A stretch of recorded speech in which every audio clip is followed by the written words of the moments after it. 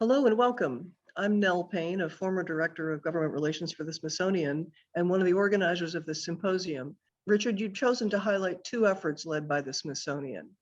One in Haiti after the devastating earthquake in 2010, and the other more recently in Iraq, where terrorist organizations are destroying and looting ancient artifacts.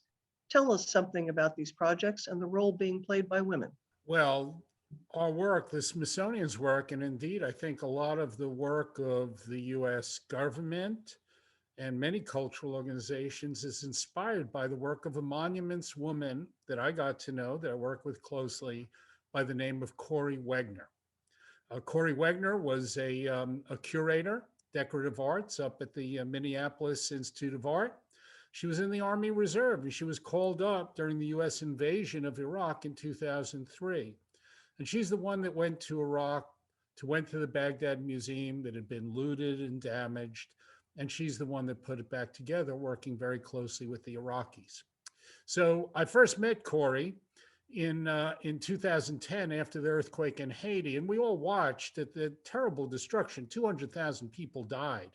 And some people might remember at that time, it was so horrific, but the Haitians, before the US came in with food, medicine, and shelter to help, the Haitians had to survive on the street. They couldn't go into their homes. 3 million people out through those first nights after the earthquake. Many of the Haitian cultural workers started retrieving paintings and sculptures from the rubble, literally pulling out their culture, because it was that culture they understood that gave them strength.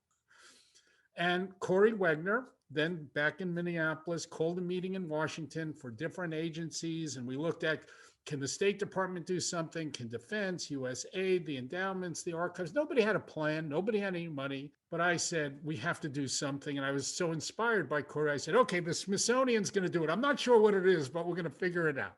So Corey and I went to Haiti. We met with the president of Haiti. We met with officials. We met the U.S. Embassy. We met the head of Southcom, the general commanding 14,000 U.S. troops in Haiti. Said, yes, if you could help culture in Haiti, that would be good. It's good for our troops and it's good for the U.S. And so we developed a program. We developed the idea of taking over a building, which we ended up doing, a UN building. We got the idea of sending conservators from the Smithsonian and other organizations, and Errol Wentworth, who was the head of the American Institute of Conservation, who would run programs and training conservators around the U.S., said, I'll cooperate. We got a lot of cooperation from cultural organizations, and we figured out we'd organize this thing. We only needed two things. We needed a conservator that really knew about this stuff, and we needed money.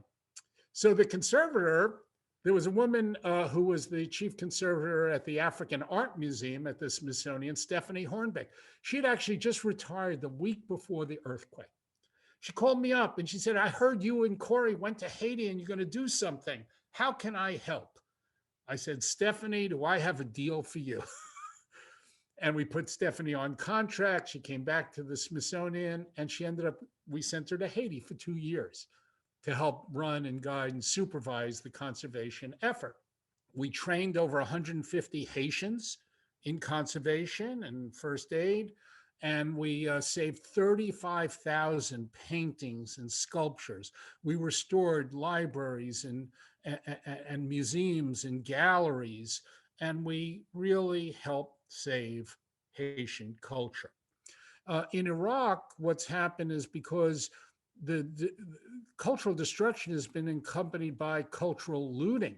And so we've worked very closely with the Department of Defense, with the FBI, with Homeland Security, Department of Justice in helping train. So the Smithsonian actually trains.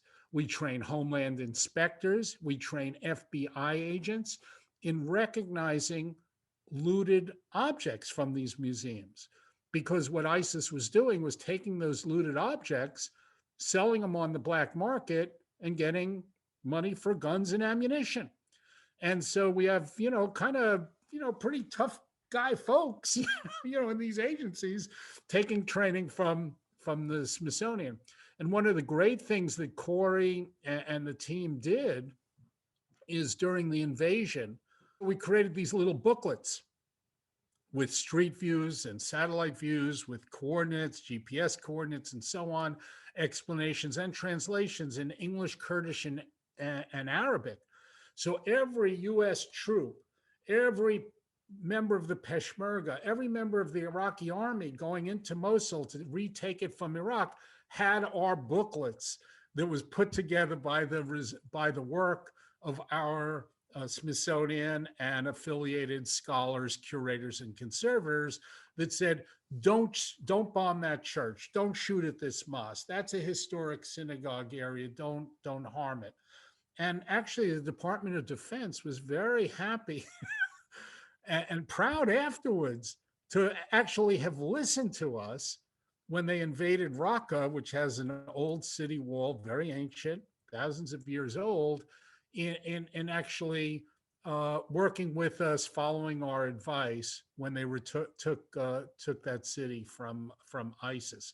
So we found, really a role that the conservation, we think of it as maybe a tight, focused museum kind of thing you do, but it really has much more consequences in everything from law enforcement to peacemaking to recovery from disaster and conflict than it appears to be. And so the efforts of these women, particularly in this project, has been extraordinary.